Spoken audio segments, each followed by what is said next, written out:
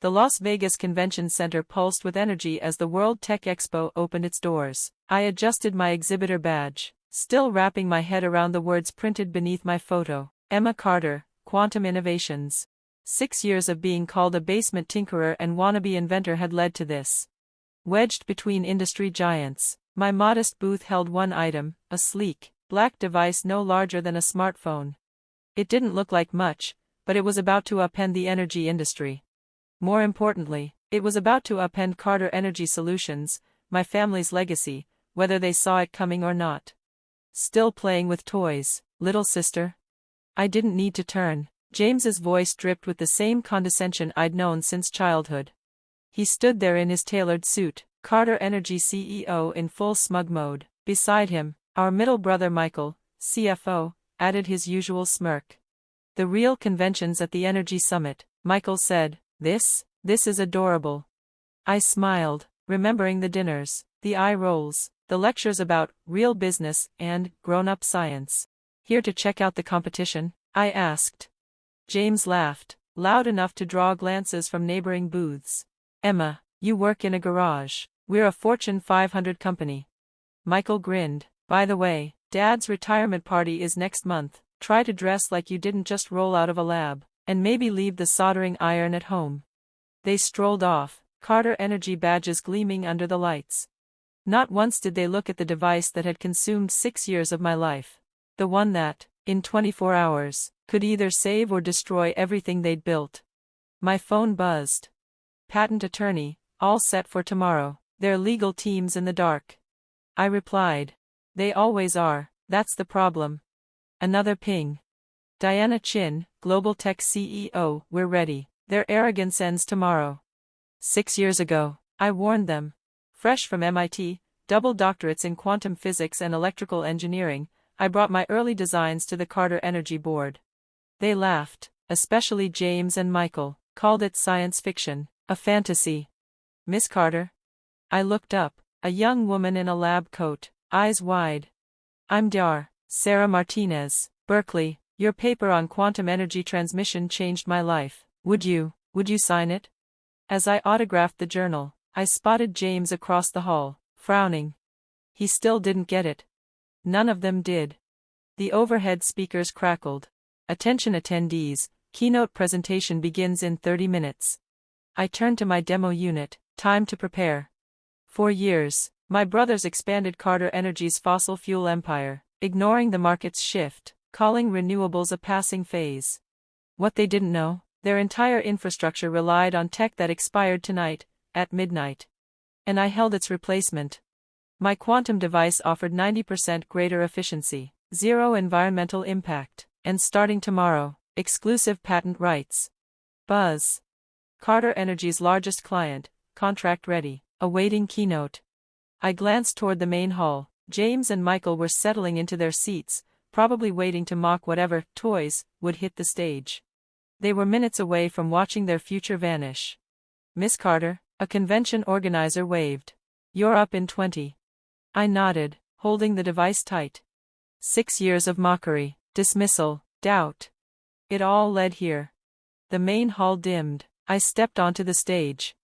Third row, James and Michael, already bored. Beside them, Carter Energy's lead counsel, typing furiously. I raised the device and faced the crowd. Ladies and gentlemen, I began, voice calm and clear.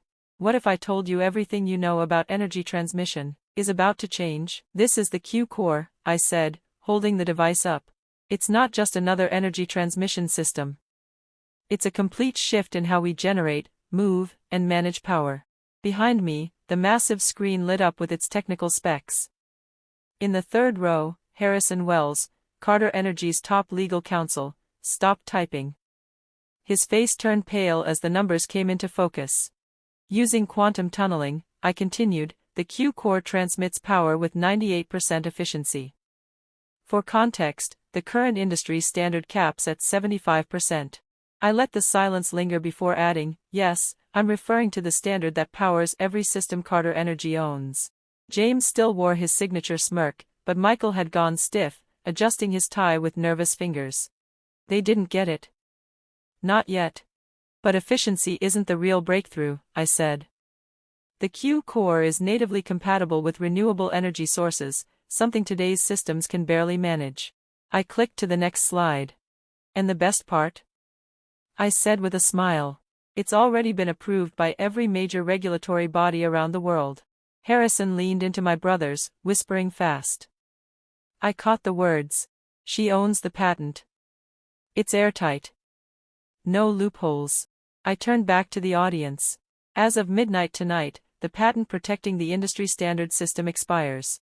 I took a breath, then delivered the line that changed everything. And at 12:01 a.m., the Q core becomes the only viable technology for companies that want to stay competitive. The room erupted, executives murmuring, analysts scrambling to confirm what they'd just heard. James shot to his feet, face flushed with fury. Michael tugged him back down. They were starting to understand. I've already partnered with Global Tech Solutions to begin manufacturing at scale, I said, flipping to the final slide. Dozens of logos appeared, global energy giants, utility conglomerates, tech manufacturers. All of these companies have already committed to Q core integration. Harrison now looked panicked, scrolling through his tablet and shoving contracts under my brothers' noses. And then, recognition. I saw it in their faces. Every major Carter Energy client was on that slide. For those interested in licensing the Q core, I said, voice steady over the rising chaos. My team will begin private meetings tomorrow morning. I smiled again. Oh, and for those waiting?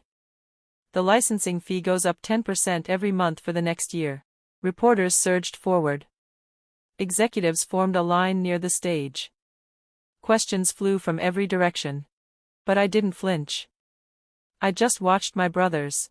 James was now pacing, yelling into his phone, probably trying to reach our father. Michael sat frozen, eyes locked on the specs behind me, hands limp at his sides. They were finally realizing the truth. While they mocked my toys, I'd been quietly building their replacement. My phone buzzed.